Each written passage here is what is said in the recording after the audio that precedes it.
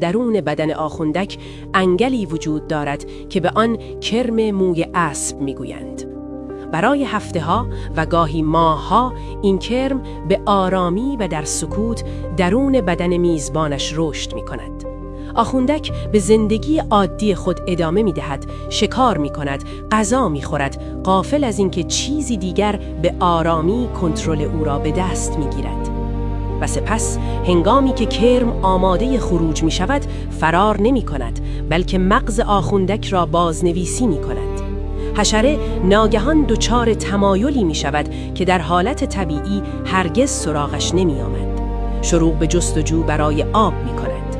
آخوندک های سالم به هر قیمتی از آب دوری می کنند، اما این یکی به سمت آن می رود و با فرمانی که متعلق به خودش نیست به پیش رانده می شود.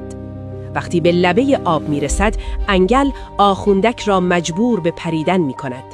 آخوندک اغلب غرق می شود و در حالی که بدنش به اعماق فرو می رود، کرم زنده بیرون می آید و در آب می خزد تا چرخه زندگیش را ادامه دهد. میزبان می میرد اما انگل زنده می ماند.